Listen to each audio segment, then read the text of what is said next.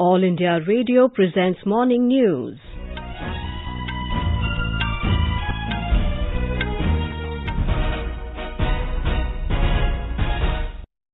Good morning, I am Valsa Williams.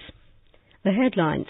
Prime Minister Narendra Modi to felicitate states with good agriculture production with Krishi Karman Awards at Tumkuru in Karnataka today.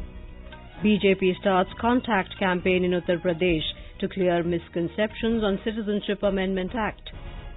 Reserve Bank of India launches mobile app to help visually challenged identify denomination of currency notes. Telecom Regulatory Authority of India amends new regulatory framework for cable and broadcasting services. And respite from cold wave felt in some parts of the country.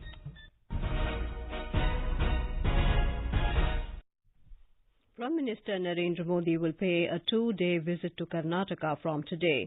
After arriving in Bengaluru this afternoon, he will take part in the Krishi Awards function at Tumkuru Junior College grounds.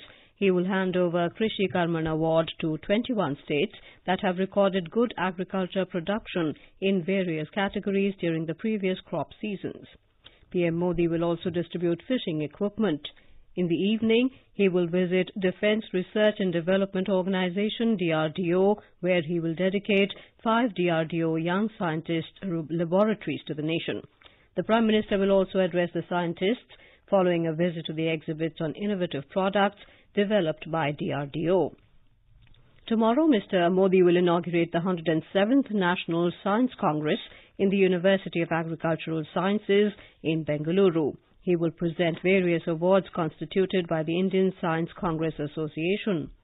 The focal theme of this edition of the conference is Science and Technology, Rural Development.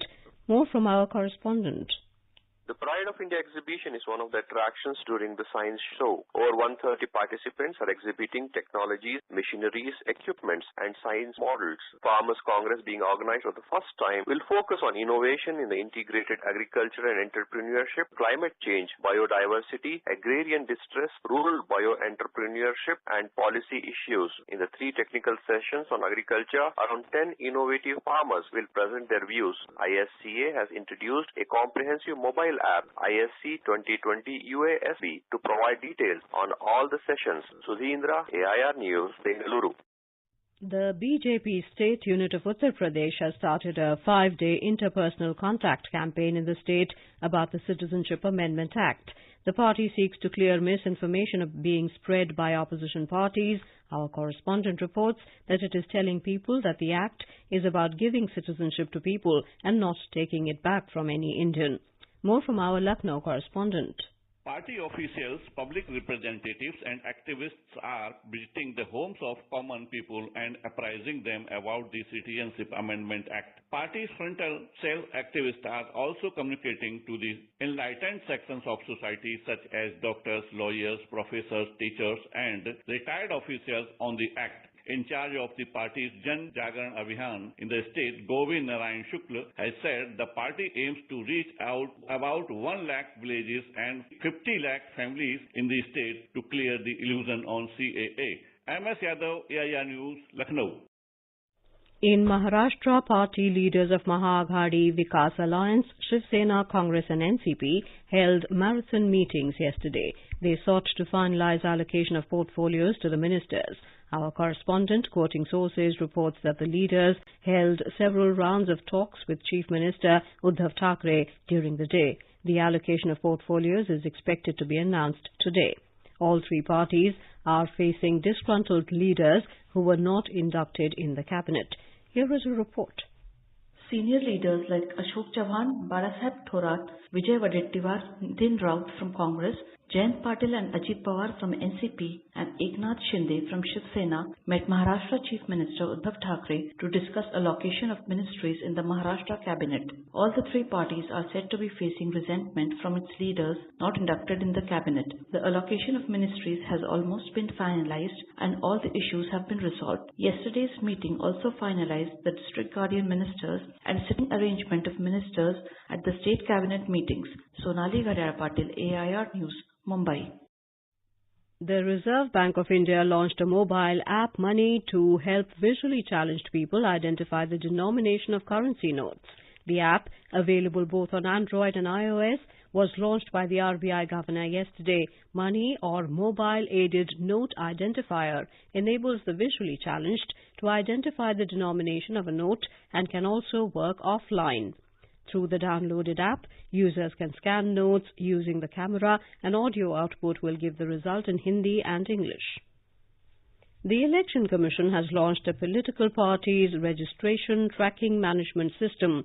This will enable applicants to track the status of the applications. The Commission had also amended the guidelines for registration last month. The new norms have come into force from yesterday.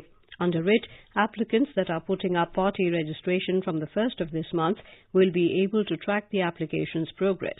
They will get the status update through SMS and email. An association seeking registration has to submit an application to the Commission within a period of 30 days from the date of its formation. National Testing Agency NTA has extended the last date for submission of application form for NEET Undergraduate 2020 till the 6th of January. The move will help aspiring candidates who have not been able to apply online due to heavy rush in the website. However, the date of correction in particulars in online application form will remain the same, that is from January the 15th to the 31st. Candidates in Kashmir Valley, Leh and Kargil can also submit the application form offline at the nodal centres fixed by NTA up to the extended date, that is January the 6th. NTA will conduct the NEET undergraduate entrance exam on May the 3rd this year. Prime Minister Narendra Modi's interaction program Pariksha Pe Charcha 2020 with students and teachers to beat exam stress has been rescheduled. It will now be held on the 20th of January. The program has been rescheduled on account of Pongal, Makar Sankranti, Lohri, Onam and other festivals across the country. The program was earlier scheduled for 16th of January. Telecom Regulatory Authority of India (TRAI) has made amendments to the new regulatory framework for cable and broadcasting services. These are brought forth with a view to protect consumer interests. Cable TV users will now be able to access more channels at a lower subscription price. The authority has capped monthly fee for all free-to-air channels at 160 rupees. It stated that consumers have highlighted the high charges taken by distribution platform operators (DPOs) in the form of Network Capacity Fee (NCF) for a multi-TV home. A report. The homes where more than one TV connection is working in the name of one person, it will charge maximum 40% of declared network capacity fee (NCF) for second and additional TV connections. Authority has also permitted distribution platform operators (DPOs) to offer discounts on long-term subscriptions, which is for 6 months or more. TRAI has also reduced the maximum NCF charge to 130 rupees, excluding taxes for 200 channels. In addition, the channels declared mandatory by Ministry of Information and Broadcasting will not be counted in the number of channels in the NCF. Sarabjit Kaur, News Desk. Most parts of northern India got some respite from severe cold conditions as the region has witnessed rise in day temperature. The Met Department has forecast cold to severe cold day conditions in isolated pockets over Bihar and Jharkhand. Cold day conditions in many pockets over West Madhya Pradesh as well as in some pockets over East Rajasthan were also forecast.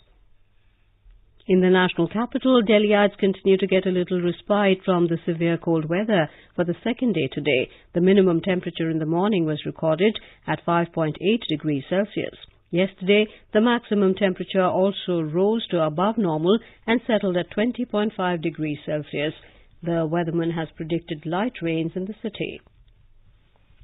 Meanwhile, in Bihar, light rainfall has been recorded in several parts, including Patna, Gaya, Nawada and Rohtash districts. All schools have been closed till the 5th of January in view of intense cold. A report. Met Department has issued warning for thunderstorm, lightning and squall in the state during next 48 hours. 19 people have died due to severe cold in districts of Darbhanga, Madhubani, Sitamarhi and Aurangabad during last 24 hours. The state government has ordered for bonfire at common places. Foggy weather has disrupted rail, road and air traffic. Trains passing through Bihar are running 3 to 7 hours late. With KK Lal's report from Patna, Vasundhara AIR News. In Maharashtra, Union Home Minister Amit Shah will dedicate the new campus of National Fire Service College in Nagpur today. He will also lay the foundation stone of the National Disaster Response Force Academy. In the same function organized at National Fire Service College, Mr. Shah will confer the 15th President's Fire Service Medal for Gallantry. Union Transport Minister Nitin Gadkari and Minister of State for Home Affairs Nityanand Rai will be present in the function.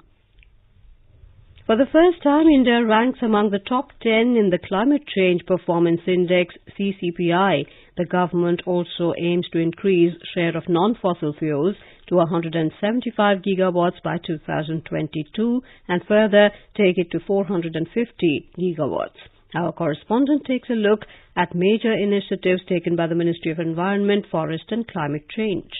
Air pollution is one of the biggest global environmental challenges of today. A time-bound national-level strategy for pan-India implementation to tackle the increasing air pollution problem in a comprehensive manner in the form of National Clean Air Program was launched last year. India is among few countries in the world where forest cover is consistently increasing. Government is taking all possible steps to protect the tiger. According to the latest Tiger Census data 2018, the total tigers in India has risen to around 3,000. In a major boost towards promoting afforestation and achieving green objectives of the country, government handed over 47,000 crore rupees of compensatory afforestation fund management and planning authority CAMPA funds to various states in August last year. With Dipendra Anand Kumar, AIR News, Delhi.